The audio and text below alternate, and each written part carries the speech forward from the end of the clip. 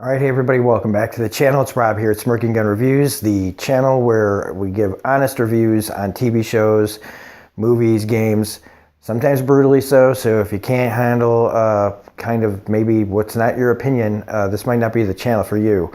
So just a warning. I feel like I've been needing to say this more and more as people find the channel and people aren't used to my style of reviews. So if you're here to just hear your opinion spewed back out at you, this is probably not the channel for you. That being said, welcome. Kind of an awkward way. I've had some comments lately that just, I feel like I have to explain my channel every couple of weeks because finding new people on the channel. This is not a recap channel. This is a review. I get to take it personally. I talk about how the show makes me feel, how the episode makes me feel. I try to give analysis, and that's what we're going to do right now. Daredevil Season 3, Episode 3, No Good Deed. So one of the things that people have been talking about is which costume do you prefer? I like them both, depending on what is necessary for the story. And right now, what's necessary is for him, as he's getting back to normal, as far as powers and stuff go, abilities, I think it's important for him to be in black until he's back at full strength and doing what he needs to do. I think it's important. Plus, with the way they wanted to do the story of later on, where Bullseye, I believe, is going to be wearing his costume, the difference is important. So we haven't really had any big fights yet. We've had a couple of small fights, and they're all fine. We do get a pretty decent fight in this action sequence, but still we haven't really seen anything full-blown like in the first two seasons. And after 3 episodes, it's a little disappointing, but I guess with where the story is, it makes sense. I'm glad that they're not forcing that to happen.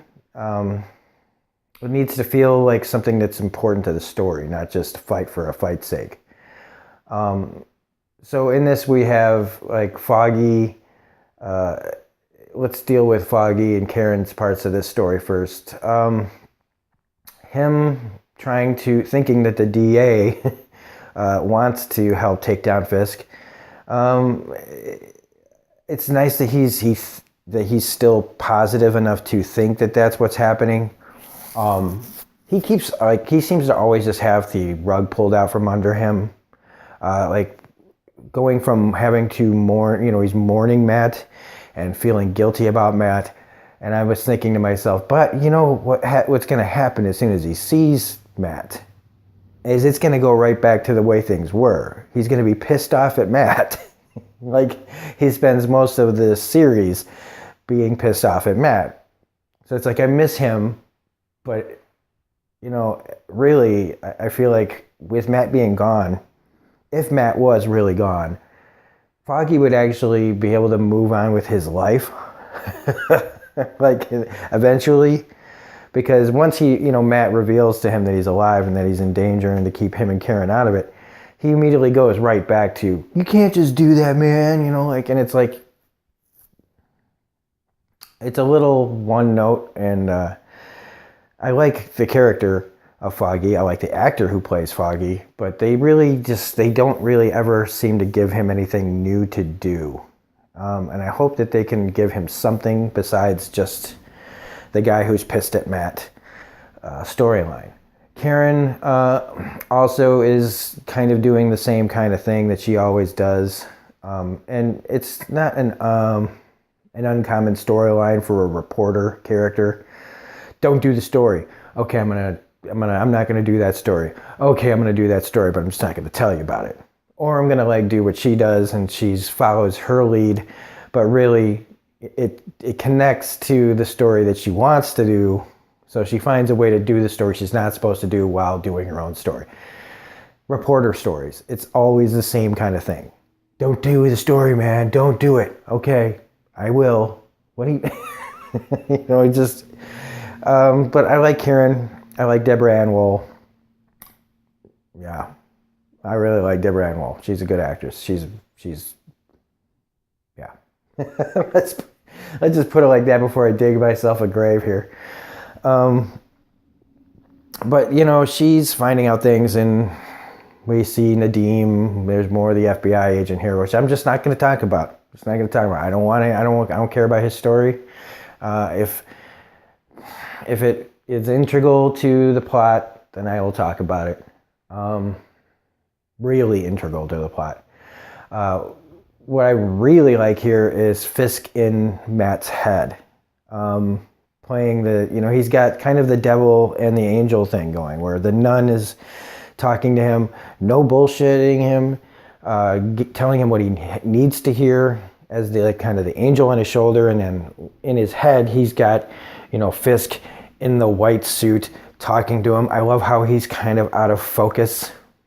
I love that. That is such a great touch to it, and just telling him all these things. Blaming him. I mean, some of the stuff is a little too, like, on the nose. It's your fault, Matt. That kind of thing, like a ghost would say to you or something, like in Scrooge or something like that. But other parts of it, it's really cool to have that kind of, that Fisk's presence is so powerful to Matt that he can't get him out of his head. And now he's starting to hear him, like, in a sense. And, almost like a split personality at times.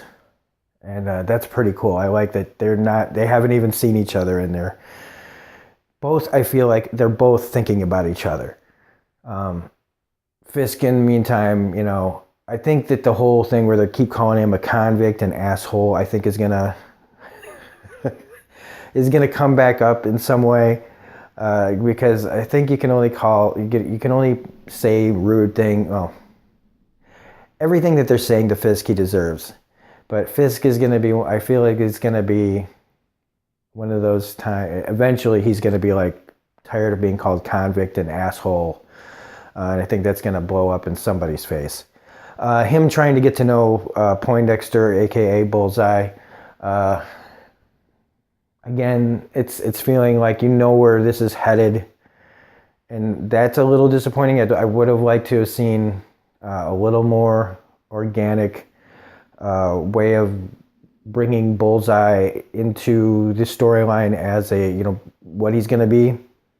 Not just this whole, you can tell Fisk is getting to know him, and I shouldn't be using his voice, but like getting to know him and trying to find a way to, when he's talking about his, like, how did he learn how to do what he did and all this stuff, just trying to get close to him. And it just, that they're eventually going to kind of, team up in a way, partner up in a way.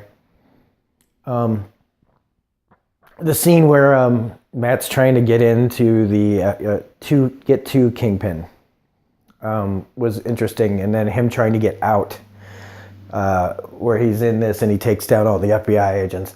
That was a pretty good little action scene. And him, having Fisk telling him, that felt good, right? Like, let the devil out, and it comes back to like what he tells to Foggy, that I'm not Matt Murdock anymore. Like, I got to leave him behind. I'm Daredevil. And, again, it's just part of like the beginning of the story where he's going to go through this journey and find his way back to trying to balance being Matt and Daredevil at the same time. We've seen these kind of conflicts in comics and movies and comic book movies with Spider-Man and Batman, not wanting to be, being only Bruce Wayne and not Batman, being Peter Parker and not Spider-Man. But this is a little different. This isn't, because it's always the person dropping the hero and trying to be just the man. In this, we get to see the guy trying to not be the man anymore and just be the vigilante. And that's unique. You don't see that, even really in comics too much. And so I'm really liking that. And like I said, I do like. We're not going to get this for that long. Like, I mean, we're not going to see this next season, this version of Matt. And so I'm going to be I'm going to enjoy it while it lasts. Trying to think of anything else here that's important. Fisk knows where Vanessa is, but he wants her in a better, place. He also knows that that it was Matt that took out the FBI agents, and so, he's like preparing. Also, the fact that Karen finds out that Fisk owns the place that he's staying at. It's supposed to be, his kind of prison, but once you find out that he owns this building, you know that it's all just, he wanted to be here. He knew somehow that this would be where he ended up. And so it's just a matter of time before Fisk gets the upper hand here. Now, maybe they'll do it.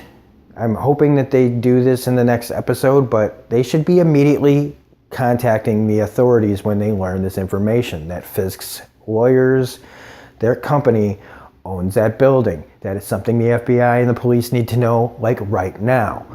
I assume they're going to tackle this issue in the next episode, where they try to tell them what's going on. If they don't, that is a major kind of flaw in logic. That, why would reporters hold back that kind of information? But like I said, they haven't held it back yet, but I'm just saying, if they do, that would be kind of a crummy way of story. Like, it just wouldn't make sense that they would hold that back, because holding that back kind of information could end up costing people lives. So I'm assuming they will deal with it in the next episode. Otherwise, I really think that that's about it. There's little details in here, but so far so good. It is slow. Usually these seasons start out fast, and they give you lots of hard-hitting action and suspense. And right now we haven't gotten that. Not really. It's good. It's just not amped up. Usually it starts out strong, then slows down, and then picks back up. So I don't know how the flow of this, it's kind of throwing me off, how the flow of this season is going to go. So anyway, that's it for No Good Deed. If you like this video, please hit the like button, comment, share, subscribe, all that stuff. Hit the bell for all notifications. Otherwise, this is Rob at Smirking in Review saying we will see you on the next video sometime later today, and have a great day. Bye.